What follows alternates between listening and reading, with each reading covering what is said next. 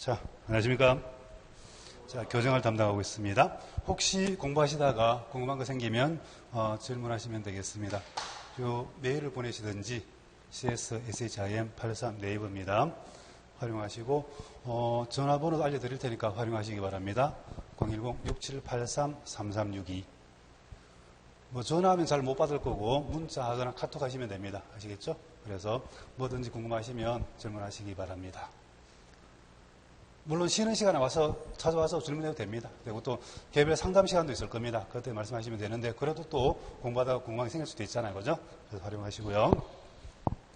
자, 우리 첫날 첫 시간이기 때문에 바로 책 진도 나가지 않고 우리 오리엔테이션 비슷하게 몇 가지 말씀드리도록 하겠습니다.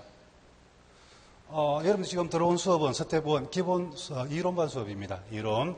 우리 문제를 풀어야 되는데 문제 풀기 위해서 이론 바탕이 되어 있어야 되겠죠. 그래서 지금 계획은 하루에 6시간씩 8주 수업해가지고 48시간 안에 시험이 출제될 수 있는 걸 다 공부할 수 있도록 합니다. 기본 이론반 수업인데 심화에 가깝게 그렇게 할 겁니다. 따로 수 없이 그렇게 바로 대비할 수 있도록 해드릴 겁니다. 그래서 기본적으로 중요한 것들, 기본 이론이기도 하고 중요한 것이기도 하고 그렇습니다. 그런 내용들을 공부하고 그 다음에 핵심되는 그런 개념들을 공부하게 되겠죠. 이거 공부하면 거의 문제 푸는데 별 문제가 없을 거다. 자, 이렇게 진행될 것이고 그 다음에 이제 문제풀이 수업을 통해서 특히 우리 공부했던 것들을 확인하는 그런 과정이 또 있을 겁니다. 그리고 필요하다면 다른 개별 특강, 테마 특강도 할 거고요. 자, 여러분들 교정직 공무원에 합격하기 위해서 필요한 것들을 좀 정리해 보니까 이 정도로 정리할 수가 있습니다. 혹시 좀 공부해 보신 분 있나요? 다 공무원 시험 처음 준비하시는가요?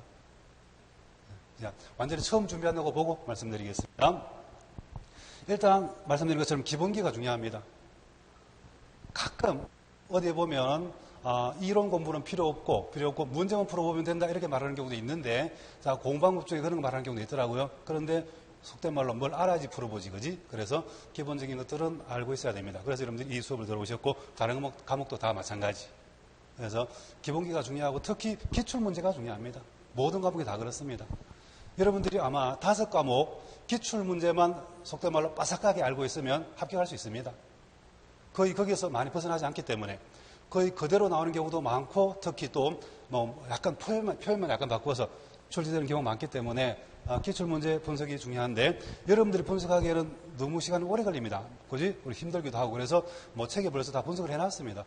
그 분석해서 책에 쓰여져 있고 특히 교정책에는 보니까 기출 표시도 다 되어 있죠. 어디에서 많이 출제가 되는구나 알 수 있습니다. 책만 봐도. 그래서 다른 과목도 그렇고 특히 교정학은 기출문제 비중이 높아요. 그래서 여러분들이 목표로 하는 점수 80점 내지는 90점 이상 맞는 것일 텐데 교정학은 90점, 100점 목표를 해도 충분히 달성 가능합니다. 기출문제 바탕으로 해서 몇 가지 더 추가적으로 공부하게 되면, 그죠? 그런 것들은 여러분들이 하는 게 아니고 수업에서 다 해드릴 테니까 따라오시면 됩니다. 그렇잖아요? 그리고 문제는 100% 다 객관식이죠. 이것도 가끔 물어보는 학생들이 있어요. 100% 다 객관식이냐고. 객관식입니다. 4개 중에 하나 고르는 거. 각 과목마다 20문제씩. 그죠? 100문제. 100문제를 100분 안에 풀 수 있도록 한꺼번에 다 줍니다. 그러면, 자, 20문제씩 5과목 100문제를 주는 거잖아요.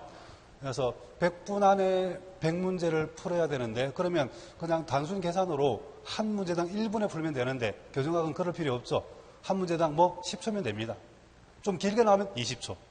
그렇게 해서 자, 다른 예컨대 국어나 영어는 지문이 길고 하면 좀 시간이 오래 걸립니다. 그래서 다른 과목에서 시간을 절약해서 국어나 영어에 쓸 수 있도록 해야 됩니다. 그런데 시간을 가장 많이 절약할 수 있는 과목이 바로 교정학이죠.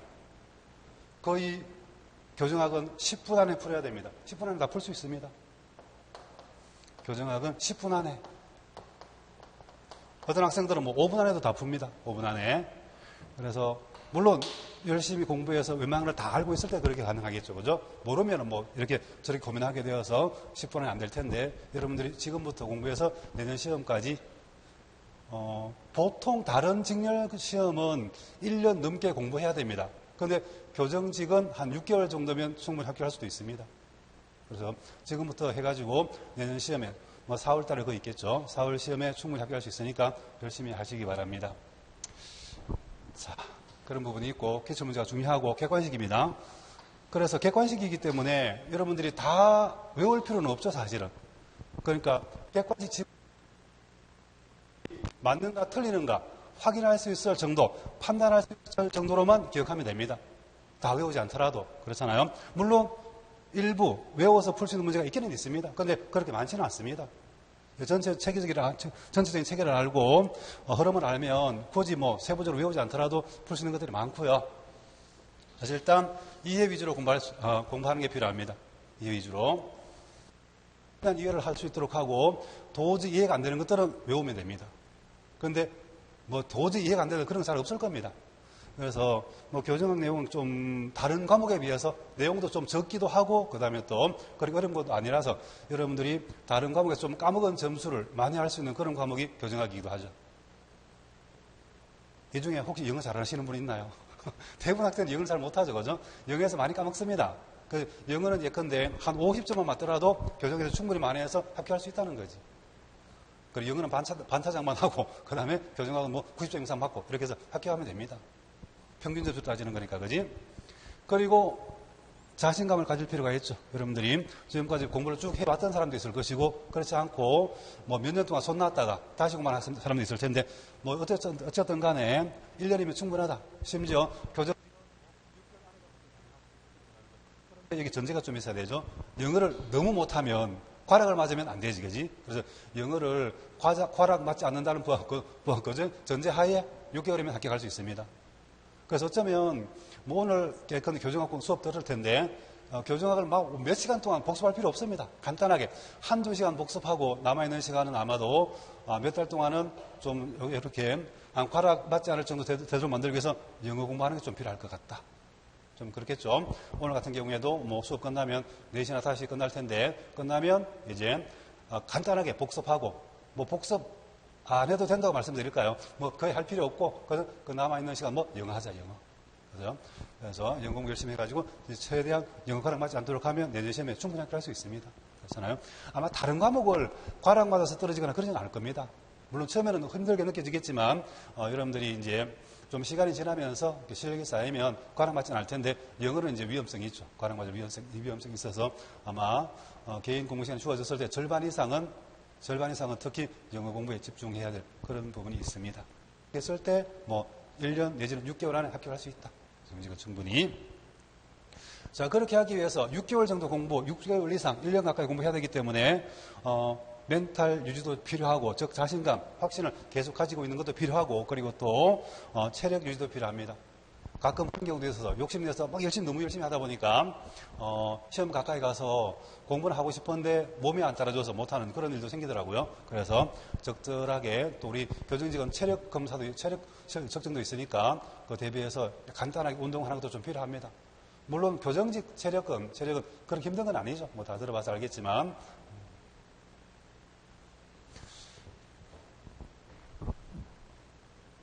그래서 그 뭐 체력 검사 외에도 자기 이제 공부할 때 체력 유지를 위해서 약간의 1시간 범위 내에서 운동하는 것도 좀 필요하긴 필요합니다. 했으면 좋겠고요. 그리고 6개월 이상 1년 가까이 공부하기 위해서 필요한 것이 끈기다. 특히 교정직 공무원은 뛰어난 머리가 있어야 합격하는 건 아닙니다. 그죠? 하루에 적어도 한 10시간 이상 공부할 수 있는 그런 마음 자세와 그걸 실천하는 그런 끈기, 인내심이 필요한 거지. 바로 그렇다고 볼 수 있습니다. 자, 요런 것을 참고해서 자기 공부 계획도 세우고 그렇게 했을 때 합격할 수 있을 거다. 그리고 따로 뽑아놓은 것들, 자, 경쟁률, 합격선, 공부기간, 공부시간, 순공시간 이런 것들도 따로 뽑아놨는데, 자, 경쟁률은 여러분들 아마 시험 준비 시작하기 전에 좀 찾아봤을 수도 있습니다. 그렇게 높지 않습니다. 높지 않고, 다른 직렬에 비해서 제일 낮은 거죠. 그런 경쟁률을 보이고 있죠. 자, 경쟁률, 뭐, 너무 옛날 증거는 좀 필요 없고, 최근에 거, 작년 거, 올해 거 비교해 봤을 때, 물론 이 경쟁률은 선발 인원이 어떻게 되는가에 따라서 많이 달라집니다. 선발 인원이. 우리 한 해에 2,000명 가까이 뽑았던 적도 있고요.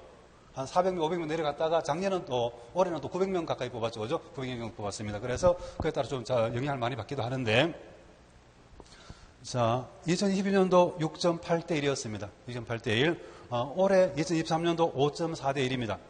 조금 낮아졌죠. 그죠? 낮아졌는데 아마 선발 인원이 늘어서 그럴 겁니다. 선발 인원이 늘어서. 그리고 여학생들 같은 경우에는 자, 작년은 11대 1이었는데, 11.6대 1이었는데, 올해는 35대 1이 되었습니다. 선발 인원이 많이 줄어들어서 그렇죠. 선발 인원에 따라서 많이 차이가 납니다. 뭐, 저수역 전형은 뭐, 이렇게 돼 있고요. 6대 1 정도. 근데 사실은 요거는 이제 선발 인원 대비 원서 접수한 사람들 숫자 가지고 따진 거죠. 그랬을 때, 실제 여러분들이 시험장에 가면 시험장에 안 오는 사람도 꽤 있습니다. 결시자가 있는 거지. 거기다가 맞는 사람 중에도 그냥 공부 하나도 안 하고 그냥 온 사람도 꽤 있습니다. 그런 거 따지고 이것 따지고 저것 따지면 아마 요 수치에서 절반으로 줄이면 맞을 겁니다. 절반으로 줄이면. 그러니까 올해 같은 경우에 5.4대 1이라 그러면 한 2.5대 1 내지는 3대 1 정도 될 것 같다. 3대 1 정도. 아마 올해 기준으로 했을 때 그런데 우리나라에서 실시되는 공무원 시험 중에 한 경쟁률이 실경쟁률이 한 3대 1 정도 되는 거 거의 뭐 교정직이 어쩌면 유일할 수 있습니다. 그래서 여러분들 그 정도 경쟁률만 이겨내면 교정직 공무원 즉 교도관이 될 수 있는 거니까 뭐 자신감을 가지고 확신을 가지고 열심히 했으면 좋겠습니다. 이 정도죠. 그리고 경쟁률이 이러니까 커트라인도 뭐 낮습니다. 낮아요. 다른 직렬에 비해서. 특히 올해 같은 경우에는 남학생들 58점이었습니다. 때로는 우리 2,000명 가까이 뽑았을 때는 40점대로 내려간 적도 있습니다. 40점대로. 물론 선발에 따라서는 이렇게 70점 넘기는 경우도 있고 여학생들은 경쟁률이 높다 보니까 또 선발인들 적어서 한 80점 정도 이렇게 됩니다. 저수역 전형은 뭐 참고로 56점, 50점 이렇게 해서 한 50점 되고 그러다 보니까 우리 남학생들 기준으로 했을 때 일단은 여러분들이 처음에 1차 목표는 한 60점 정도로 잡으면 좋겠습니다. 그지? 물론 가끔 40점대, 50점 나오기도 하지만 그래도 합격하기 위해서 그지? 합격하기 위해서 1차 목표는 60점대로 잡으면 좋겠고 그리고 2차 목표로 확실하기 위해서 이제 70점대, 평균 70점 이렇게 생각해서 공부하시면 되겠습니다. 근데 뭐 60점에 70점으로 맞는다 그랬을 때 여러분들이 아까도 얼핏 말씀드렸지만 평균적으로 모든 과목을 다 그지? 국어, 영어, 국사 그리고 형소법, 교정학 그랬을 때 전부 다 70점 이렇게 해서 평균 70점을 만들 수도 있겠지만 내가 영어가 자신 있다. 그러면 영어를 한 80점, 90점 맞고 다른 걸 좀 덜 맞아도 됩니다. 그지? 국어 70점에다가 영어 90점 할까? 90점. 국사 열심히 외워서 80점. 그렇게 맞았다면 형소법 예컨대 60점, 교정학 60점 이렇게 맞아도 충분히 합격할 수 있습니다. 그죠? 그런데 이런 경우는 잘 없죠. 이런 게 잘 없어서 자 영어는 최소한도로 선방 그러니까 한 50점 정도 반차장만 하고 나머지를 조금 더 맞으면 됩니다. 보통 학생들이 보니까 국사 열심히 외워서 좀 많이 맞는 학생들이 많던데 열심히 해서 그래 80점 맞고 그랬다면 형소법 70점 정도 맞고 그 다음에 교정학 80점 이상 이렇게 맞으면 충분히 합격할 수 있죠. 그죠? 어쩌면 3번 형태가 현실적으로 가장 좀 현실적인 그런 전략일 수 있다. 대부분 다 영어를 잘 그죠? 여기 좀 어려움을 겪는 경우가 많기 때문에 영어는 과락 넘기고 한 절반 정도 맞추고 물론 더 맞으면 좋습니다. 좋은데요. 이 정도만 맞아도 합격할 수 있습니다.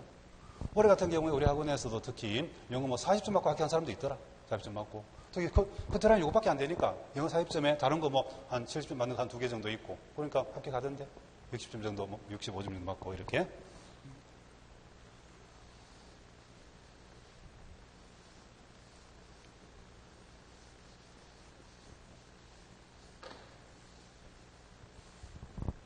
이런 얘기 들으니까 좀 자신감이 생기나요? 아니면 걱정이 앞서나요? 여러분들? 표정을 봐서는 잘 모르겠네. 좀 자신감을 가지고 확신에 차서 그지? 즐거운 마음으로 공부할 필요가 있습니다. 공부가 물론 하는 과정이 이 점수가 나오기 위해서 그냥 나오지는 않을 겁니다.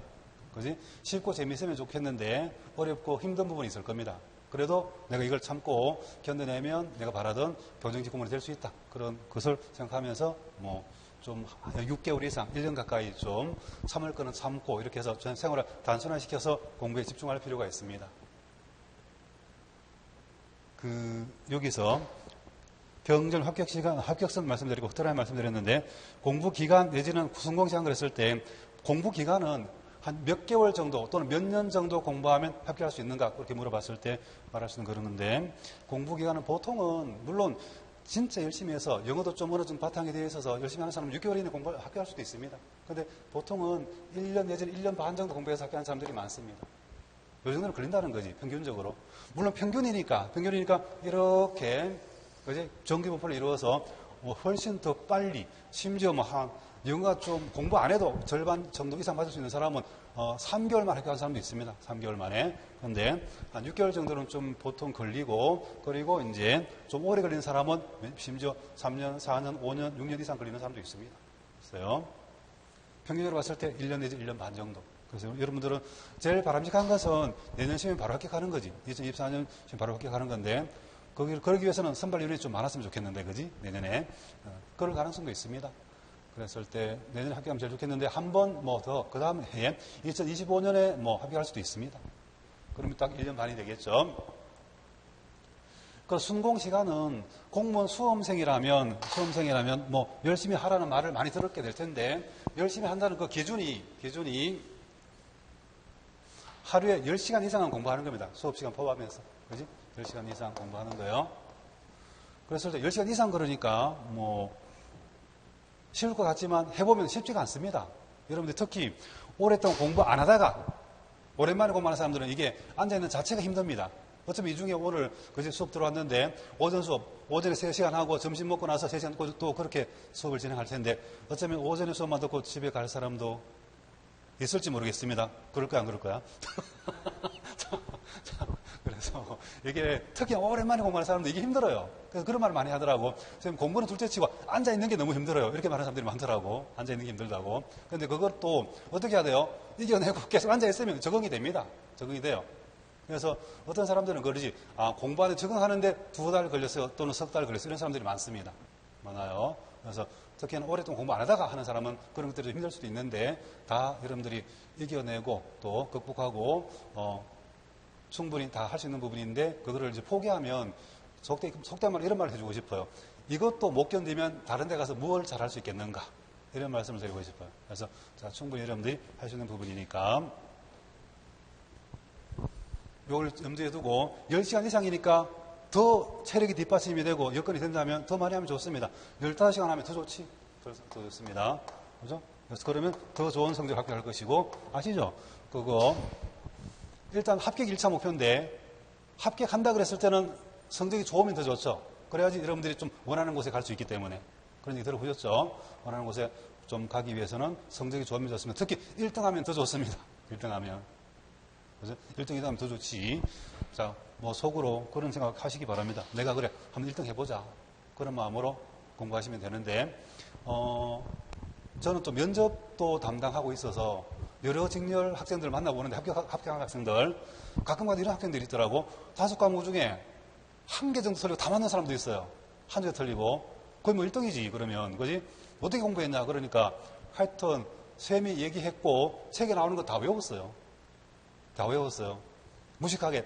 어떻게 보면 제일 무식한 방법이 제일 무서운 방법일 수도 있습니다. 하여튼 쌤이 중요하다 그러면 다 외웠다. 그러니까 영어도 외우고, 국사도 외우고, 교정도 외우고 다 그랬더니 한 개밖에 안 틀렸는데 이런 사람도 있더라고. 그래서, 그래서 제가 처음 딱 듣자마자 무식하다 그런 생각이 드는데, 외우면은 진짜 당해낼 수가 없구나. 외우는 사람한테는. 물론 이제 처음부터 다 외울 수도 있고 아니면은 좀 이해할 건 이해하고 꼭 외워야 될 것들은 외우고 이런 식으로 했을 때 어떻게 보면 좀 남들이 보기에 무식하다고 말할 수 있을 정도로 하시면 충분히 거의 다 맞출 수 있습니다. 그죠? 오늘도 이제 어느 정도 진도를 나갈 텐데, 물론 이론 들을 때는, 저걸 어떻게 다 기억하지? 그런 생각이 들 수도 있어요. 특히 낯선 개념이 많이 나왔을 때. 그런데 계속 반복하다 보면 익숙해지고요. 특히 이제 다음 단계에 문제 풀어보면, 이런 것들이 문제에 나오는구나. 그 포인트를 알게 되고, 그리고 또, 핵심 뭔지 다 알게 되기 때문에 거의 다 여러분들이 문제를 푼다는 느낌보다는 어느 정도 공부를 수업 듣고 공부하고 시험 치러 가면은 전에 들었던 그 문제 중에 답은 뭐였다 바로바로 확인할 수가 있습니다. 그지? 그래서 이렇게 생각하는 것보다는 바로바로 답이 눈에 보입니다. 그런 식으로 해서 좋은 점수를 맞을 수 있을 텐데 그렇게 하기 위해서 필요한 것이 바로 10시간 이상 15시간 가까이 공부하는 겁니다. 하루에. 그런 걸 염두에 두고 하루 계획표를 짜고 일주일 계획표를 짜고 그렇게 하는 것이 필요합니다. 그리고 뭐 계획 수립이라든가 실천 같은 것들, 그런 것들을 좀 체크하고 그러기 위해서 저하고 개별 상담도 좀 진행할 겁니다.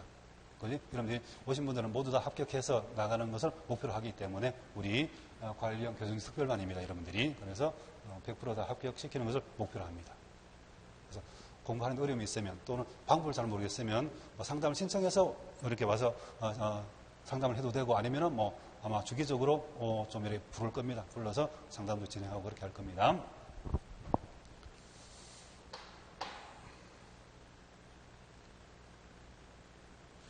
자, 교정학 전체 내용의 출제 경향을 좀 보면 우리 교정학 공부할 거니까 저하고 같이 뭐 여러 분야에서 처음부터 끝까지 책 전체에서 골고루 출제가 됩니다. 골고루 출제가 돼요. 그런데 교정학은 과목 소개해 보면 그렇게 돼 있죠. 교정학 개론 그렇게 하는 9급 기준에 했을 때 9급 기준에 했을 때 교정학 개론 해놓고는 형사정책 포함이라고 되어 있습니다. 어쩌면 두 과목입니다. 그런데 관련성이 있죠, 사실은. 관련성이 있어서 교정학이 파트가 있고 우리 책도 그렇게 되어 있죠. 1부에 교정학이 있고 2부에 형사정책이 있습니다. 그랬을 때 거의 비슷하게 출제가 되는데 대체로 봤을 때 전체적으로 보면 한 교정학 파트에서 60% 정도가 출제가 되고 그러니까 20문제 중에 11문제 내지는 12문제 이렇게 출제가 된다는 거지. 뒷부분에 형사정책 파트는 8문제 내지는 9문제 정도 보통 이렇게 출제가 됩니다. 물론 경우에 따라서는 약간 한두 문제씩 이렇게 바뀔 수도 있기는 있어요. 그런데 대체로 출제 비중이 이렇죠.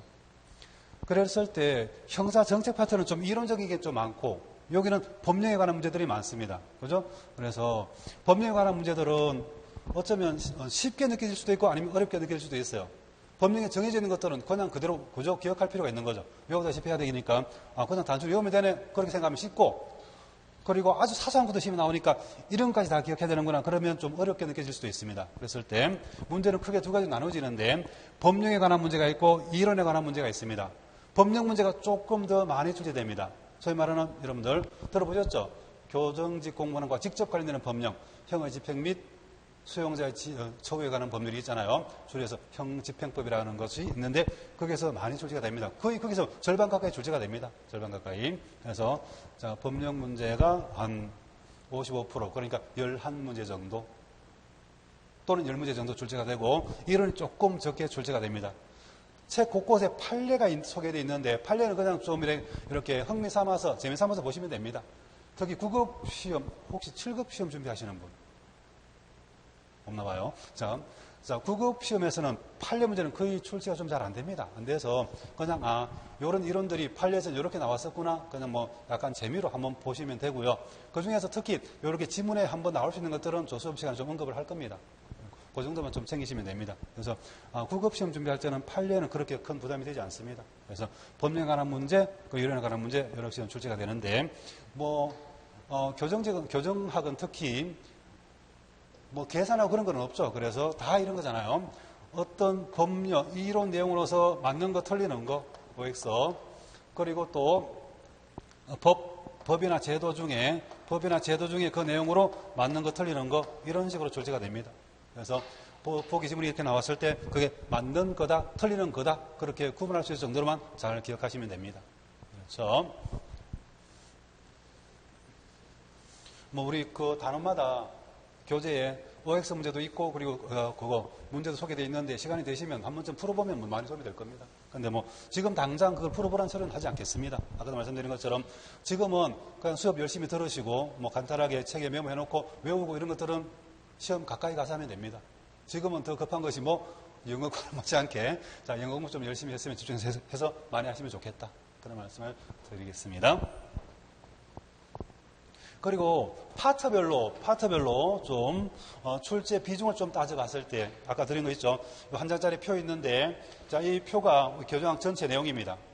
여러분들 교정학을 처음 공부한다 그랬을 때 어떤 내용 어디에 있는지 찾기도 힘들어요. 그래서 물론 책을 좀 넘겨보면 되기는 되겠지만 너무 시간 오래 걸리잖아요. 그죠? 그래서 그랬을 때 요거를 좀 나침반 삼아서 찾아서 공부하시면 좋겠고 그리고 또 어느 정도 공부가 되었을 때는 오른쪽에 그 소제목들 보고 이 내용 속에 뭐가 있었지 좀 정리하는 그런 용도로 활용하시기 바랍니다. 아시겠죠? 그랬을 때 이렇게 제일 앞에 교정학 파트에서 서론이 있죠. 제일 앞에 서론 부분에서 한 문제 정도 나옵니다. 이렇게 많은 내용 중에 한 개 정도 나옵니다.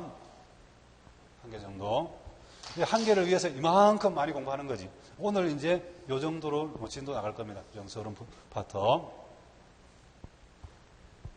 그리고 이제 두 번째 시설 내 처우에 관한 그런 이론들이 있는데, 자, 교정시설 4개죠. 처우에 관한 이론들이 있습니다.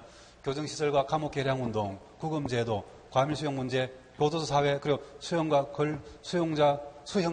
권리 구제제도 등이 있는데, 여기도 내용은 좀 많이 있는데 한두 문제 출제될 수 있습니다. 한두 문제 출제될 수 있고, 그 다음에 자, 특히 이제 하이라이터.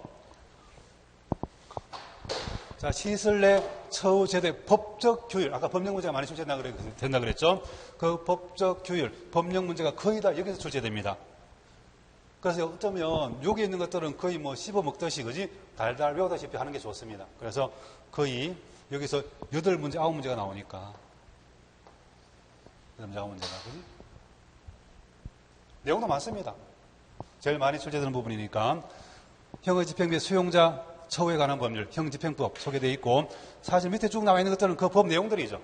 수용, 물품 지급과 금품관리 교도소 안에서, 자, 위생과 의료, 그리고 접견, 전화 통화, 그리고 종교와 문화, 특별한 보호와 음중관리 대상자, 안전과 질서, 규율과 상벌 이런 것들이 쭉 소개되어 있습니다. 여기서 거의 10문제 가까이 나온다. 절반 가까이 나오는 거지, 이 부분에서. 페이지로 하면 100페이지 정도 될 텐데, 그 100페이지 안에 있는 것들이 뭐 10문제 가까이 나오니까 뭐 거의 뭐지? 다 빠짐없이 다 공부해야 될 겁니다. 물론 그 중에서도 또 중요한 것들 위주로 수업을 하겠지만, 그래서 여러분들이 만약에 100점이 목표라면 책에 있는 거 다 알아야 됩니다. 100점이 목표라면. 그런데 이제 한 80점, 90점이 목표라면 좀 뺄 거는 좀 뺄 수는 있죠, 사실은. 그래서 수업 시간에 아마 A급, B급, C급, D급 이렇게 등급을 나눠드릴 텐데, A급, B급은 무조건 다 맞추도록 하고, 그죠? C급, D급은 그래, 이렇게 말씀드릴까? A, B, C, D급을 말씀드릴 텐데요. 자.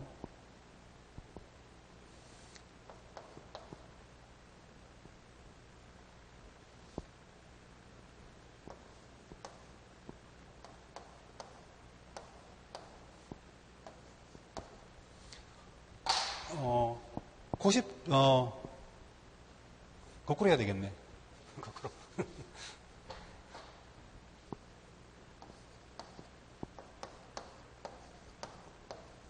자, 무슨 말인지 알겠죠? 60점 정도만 맞으려 그러면 A급에 해당되는 것만 하면 됩니다. A급에 해당되는 것만. 거의 여기에 있는 거, 3편에 있는, 그죠? 시설 내 처우제도의 법적 규율, 이것만 알면 60점 맞을 수 있겠다. 60점은.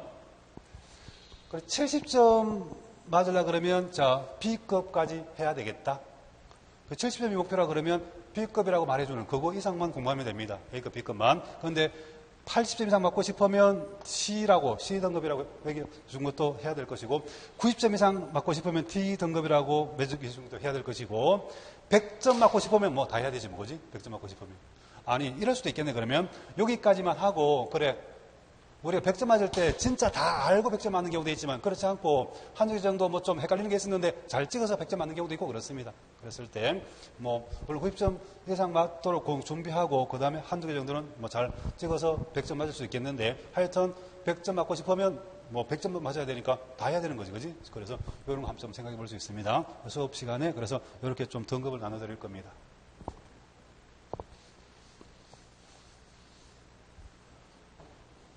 그래서 그 파트 3에 있는 시설 내 처우제도의 법적 규율이 제일 많이 출제되는 부분입니다.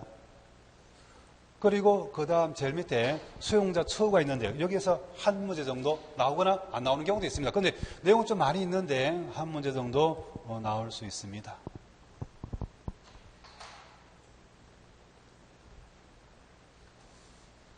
그리고 뒤에 있는 게 보시면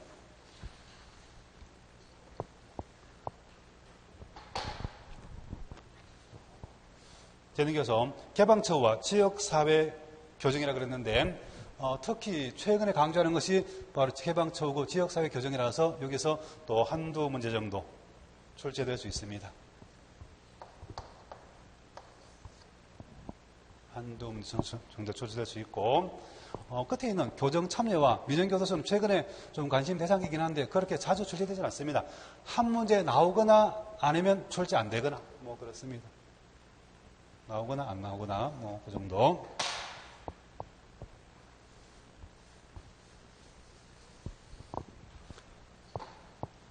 그 다음 2부 형사정책 파트에서는 한 8문제, 9문제 정도 출제가 된다 그랬는데 그랬을 때 전체를 봤을 때 그렇고 그 형사정책 서론 부분에서 범죄라든가 뭐 관련된 것들이 나오는데 여기서 한 문제 정도 나오죠. 서론에서 한 문제 정도 나올 수 있습니다.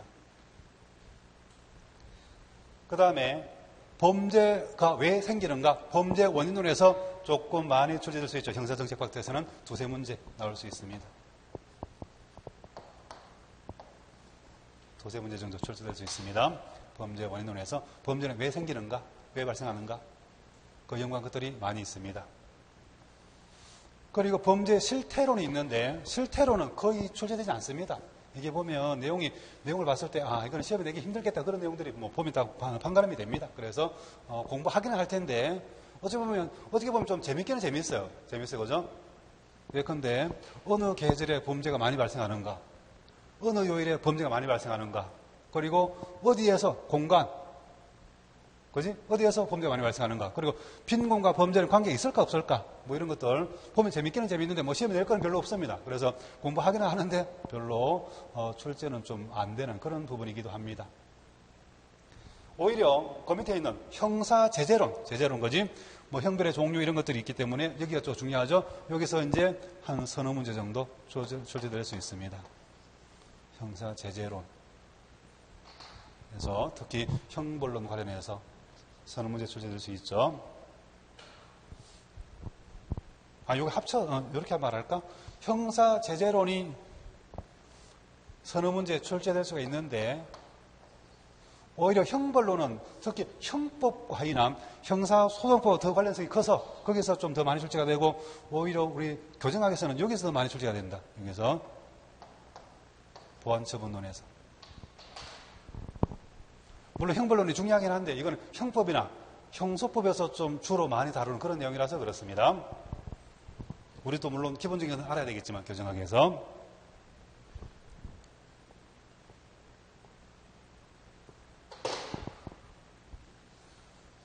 그리고 형사사법정책론이 있는데 범죄 예방론이나 범죄 예측이 있습니다. 이것도 뭐 흥미롭긴 한데 출제되지는 않습니다. 잘. 한 문제 나오거나 아니면 안 나오거나.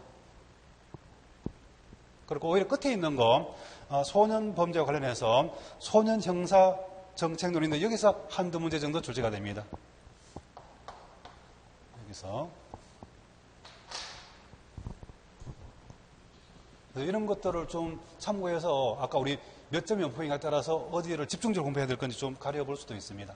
물론 90점, 100점 목표라면 다 해야 되겠지만, 그지?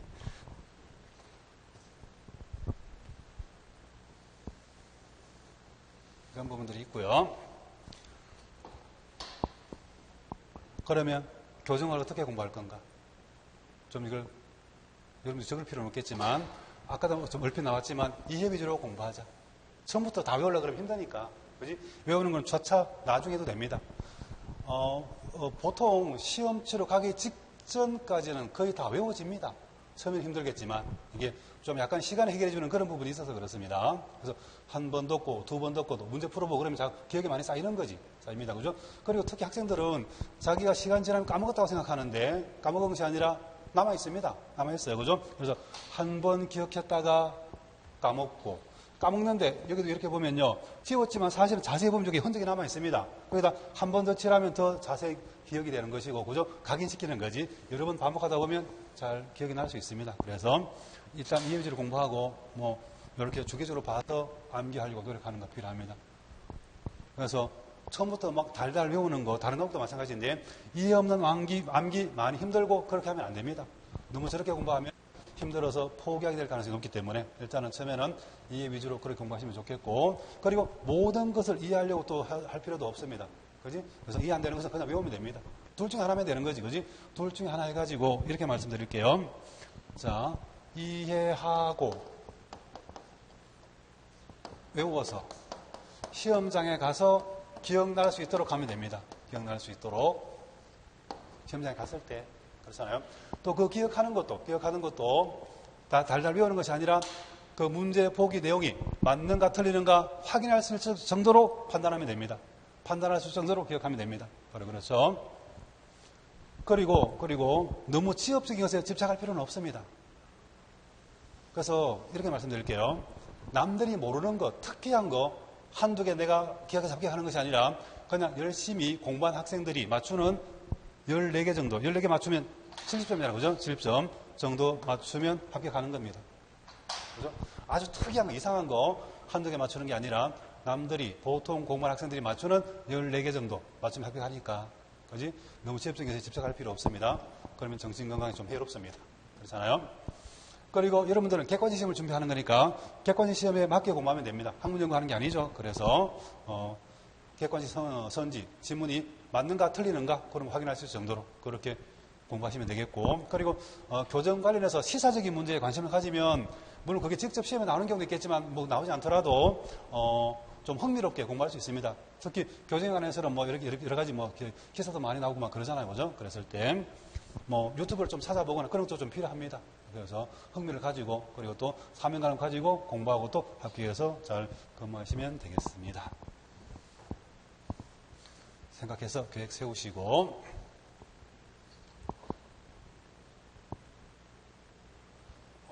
시간이 좀 애매하네. 여기 요 정도로 해서 첫째 시간을 마치고 잠깐 쉬었다가 이제 본격적으로 교정 내용을 공부하도록 하겠습니다. 자, 잠깐 쉬었다 봅니다.